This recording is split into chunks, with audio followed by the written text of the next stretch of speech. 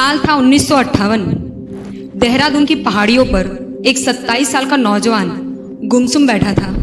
उसकी आंखों में आंसू थे और दिल में एक गहरा दर्द। उसका बचपन से देखा गया एक ही सपना था, भारतीय युवा सेना में फाइटर पायलट बनना। उसने जी तोड़ मेहनत की थी, लेकिन जब नतीजा आया तो उसके पैरों तले जमीन खिसक गई। कुल 8 सीटें थी और उसका नंबर 9वां था। सिर्फ एक रैंक से उसका सपना हमेशा के लिए टूट चुका था। वो इतना टूट चुका था कि उसके मन में सुसाइड करने तक का विचार आने लग गए। लेकिन कौन जानता था कि जो लड़का देश का फाइटर जेट नहीं उड़ा पाया, वो एक दिन पूरे देश को उड़ाने की ताकत देगा। दोस्त, ये कहानी है एपीजे अब्दुल कलाम की। 15 अक्टूबर 1931 को तमिलनाडु के रामेश्वरम में एक बेहद साधारण नाविक के घर उनका जन्म हुआ।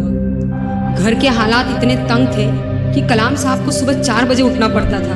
वो रेलवे स्टेशन पे जाते, वहाँ से अखबार कलेक्ट करके पूरे शहर में पैदल घूमकर उसे बेचते थे ताकि पढ़ाई का खर्चा निकल सके। मुश्किलें यही खत्म नहीं हुई दोस्तों। जब वे कॉलेज पहुँचे तो उनकी बहन ने अपनी सोने की चूड़ियाँ और चैन गिरवी रख दी ताकि कलाम साहब की फीस भरी जा सके। कलाम ने उस दिन खुद से वादा किया, मैं अपनी बहन के गहनों की एक एक कीमत अपनी मेहनत से चुकाऊंगा। पायलट न बन पाने के गम को उन्होंने पीछे छोड़ दिया। कलाम साहब ने फिर डीआरडीओ और इसरो में कदम रखा। यहाँ उनका सामना बड़ी असफलताओं से हुआ। 1979 में भारत का पहला सैटेलाइट लॉन्च व्हीकल क्रैश होकर बंगाल की खाड़ी में गिर गया। पूरी दुनिया भारत का मजाक उड़ा रही थी, लेकिन फिर भी कलाम रुके नहीं। ठीक 1 साल बाद उन्होंने इतिहास रच दिया और SLV-3 को सफलतापूर्वक अंतरिक्ष में भेज दिया।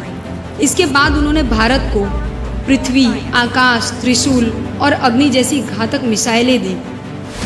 साल 1998 में जब पूरी दुनिया भारत पर नज़र रखे हुए थी, कलाम साहब के नेतृत्व में भारत ने पोखरण में सफल परमाणु परीक्षण किया और रातों रात भारत को एक परमाणु शक्ति संपन्न देश बना दिया।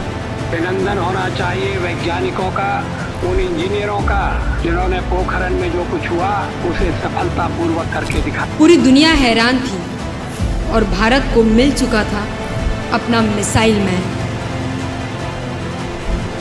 साल 2002 में वो लड़का जो कभी रामेश्वरम की सड़कों पर अखबार बेचता था, वो देश के सबसे बड़े पद यानी कि भारत के राष्ट्रपति के रूप में राष्ट्रपति भवन पहुंचा।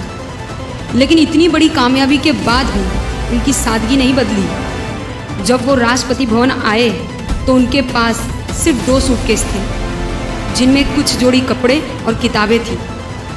और जब वो 5 साल बाद वहाँ से गए, तब भी उनके पास सिर्फ वही कपड़े और किताबें थी। वे राष्ट्रपति पद से हटने के बाद भी रुके नहीं। उनका मानना था कि देश का भविष्य युवाओं के हाथ में है। और देखिए किस्मत का फैसला, 27 जुलाई 1915 को शिलांग में छात्रों को लेक्चर देते समय ही उन्होंने अपनी आखिरी सांस ली। वे अपनी आखिरी सांस तक वो काम करते रहे जो उन्हें सबसे ज़्यादा पसंद था, देश के युवाओं को प्रेरित करना। दोस्तों, कलाम साहब अक्सर कहते थे, सपने वो नहीं जो हम सोते हुए देखते हैं, सपने वो हैं जो हमें सोने नहीं देते।